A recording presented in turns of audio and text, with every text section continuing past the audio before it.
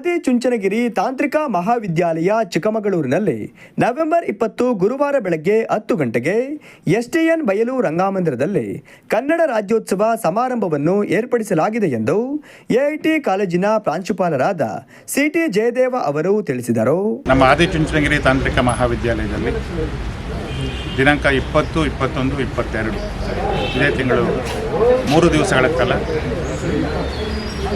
ವಿದ್ಯಾರ್ಥಿಗಳ ಚುಂಚನ 2025 ಎಂಬ ಸಾಂಸ್ಕೃತಿಕ ಹಬ್ಬವನ್ನು ಮಾಡ್ತಾ ಇದ್ದೀವಿ. ಇದನ್ನು ವಿದ್ಯಾರ್ಥಿಗಳು ಆಯೋಜನೆ ಮಾಡಿದ್ದಾರೆ. ಪ್ರತಿ ವರ್ಷ ಈ ಕಾರ್ಯಕ್ರಮ ನಡೀತಾ ಇದೆ.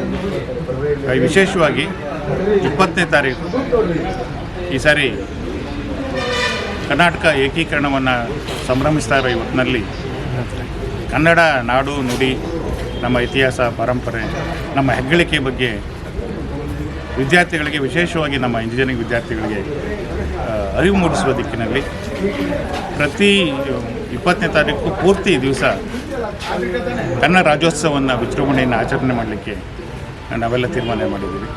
ಸುದ್ದಿಗೋಷ್ಠಿಯಲ್ಲಿ ಮಾತನಾಡಿದ ಅವರು, ಬೆಳಗ್ಗೆ 9:30ಕ್ಕೆ ಮಹಾವಿದ್ಯಾಲಯದ ಮುಖ್ಯ ದ್ವಾರದಿಂದ ತಾಯಿ ಭುವನೇಶ್ವರಿ ಮೆರವಣಿಗೆಯನ್ನು ಕಲಾ ತಂಡಗಳಿಂದ ನಡೆಸಲಾಗುತ್ತದೆ.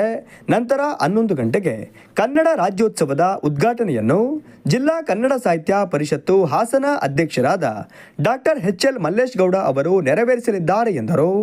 ಆ ದಿನ ಕಾಲೇಜಿನ ಮುಖ್ಯ ದ್ವಾರದಿಂದ ಕನ್ನಡ ತಾಯಿ ಭುವನೇಶ್ವರಿಯ ಮೆರವಣಿಗೆಯನ್ನು ಮಾಡಿ ನಂತರ ವೇದಿಕೆ ಕಾರ್ಯಕ್ರಮದಲ್ಲಿ ಕನ್ನಡ ನಾಡು ಇತಿಹಾಸದ ಬಗ್ಗೆ, ಅದರ ಹೆಗ್ಗಳಿಕೆಯ ಬಗ್ಗೆ ವಿದ್ಯಾರ್ಥಿಗಳಿಗೆ ತಿಳಿ ಹೇಳುವ ದಿಕ್ಕಿನಲ್ಲಿ ಮತ್ತು ಕನ್ನಡ ನಾಡು ಏನು ಸಮಸ್ಯೆಗಳನ್ನ ಎದುರಿಸ್ತಾ ಇದೆ, ಕನ್ನಡದ ಜ್ವಲಂತ ಸಮಸ್ಯೆಗಳಿರ್ಬೋದು ಅಥವಾ ಕನ್ನಡದ ಬಗ್ಗೆ ಇರ್ತಕ್ಕಂಥ ಅಭಿಪ್ರಾಯಗಳ ಬಗ್ಗೆ, ಈ ಬದಲಾಗ್ತಾ ಇರೋ ಈ ತಂತ್ರಜ್ಞಾನ ಕ್ಷೇತ್ರದಲ್ಲಿ ಕನ್ನಡವನ್ನು ಹೇಗೆ ಬಳಸ್ಕೋಬೋದು, ಪರಿಣಾಮಕಾರಿ ಬಳಸ್ಕೋಬೋದು ಅನ್ನೋ ದೃಷ್ಟಿಯಿಂದ ಕೂಡ ಇದರ ಬಗ್ಗೆ ಸ್ವಲ್ಪ ಆಚಾರ ಮತ್ತು ವಿಚಾರಗಳನ್ನು ಮಾಡುವ ದಿಕ್ಕಿನಲ್ಲಿ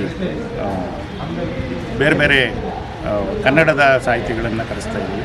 ಸೊ ಅವರ ಬಗ್ಗೆ ಸಂವಾದ ಇರುತ್ತೆ. ಹಾಗಾಗಿ ಒಂದು ದಿವಸ ವಿಶೇಷವಾಗಿ ಕನ್ನಡ ರಾಜ್ಯೋತ್ಸವವನ್ನು ಆಚರಿಸಲಿಕ್ಕೆ ನಾವು ಒಂದು ದಿನವನ್ನು ಮೀಸಲಾಗಿಟ್ಟಿದ್ದೀವಿ. 2ನೇ ದಿವಸ ಮತ್ತು 3ನೇ ದಿವಸ 21 ಮತ್ತು 22 ಈ ಚುಂಚನ 2025 ಕನ್ನಡ ಸಾಂಸ್ಕೃತಿಕ ಆಚರಣೆ. ಅಂದರೆ ವಿದ್ಯಾರ್ಥಿಗಳು ಇತ್ತೀಚಿನ ದಿನಗಳಲ್ಲಿ ಬರೀ ಪಠ್ಯಕ್ಕೆ ಮಾತ್ರ ಸೀಮಿತವಾಗಿರದೆ ಅವರು ಬೇರೆ ಬೇರೆ ಕೌಶಲ್ಯಗಳನ್ನ ಕಲಿಬೇಕಾಗ್ತದೆ. ಯಾಕಂದರೆ ಮಾತನಾಡುವ ಕಲೆ ಇರ್ಬೋದು, ಅಥವಾ ಆರ್ಗನೈಸೇಷನ್ ಸ್ಕಿಲ್ಸ್ ಇರ್ಬೋದು, ಲೀಡರ್ಶಿಪ್ ಸ್ಕಿಲ್ಸ್ ಇರ್ಬೋದು, ಇದನ್ನೆಲ್ಲ ಕಲಿಬೇಕಂದ್ರೆ ಅವರು ಬೇರೆ ಬೇರೆ ರೀತಿಗಳೆಲ್ಲ ಸ್ಪರ್ಧೆಗಳಲ್ಲಿ ಭಾಗವಹಿಸಬೇಕಾಗ್ತದೆ, ಬೇರೆ ಬೇರೆ ವಿದ್ಯಾರ್ಥಿಗಳ ಜೊತೆಲಿ ಸಂವಾದ ನಡೆಸಬೇಕಾಗ್ತದೆ.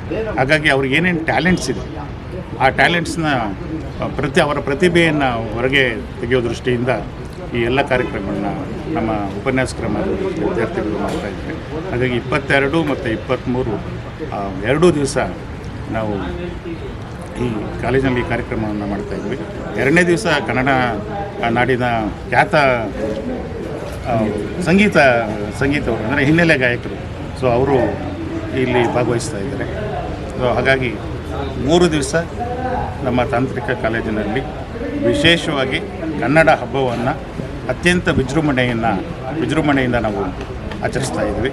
ಈ ಕಾರ್ಯಕ್ರಮಕ್ಕೆ ತಮ್ಮೆಲ್ಲರ ಸಹಕಾರ ಇರಲಿ ಅಂತೇಳಿ ಈ ಮೂಲಕ ನಾನು. ಸುದ್ದಿಗೋಷ್ಠಿಯಲ್ಲಿ ಕಿರಣ್ ಕುಮಾರ್, ಸತ್ಯನಾರಾಯಣ್, ಮೋಹನ್ ಉಪಸ್ಥಿತರಿದ್ದರು.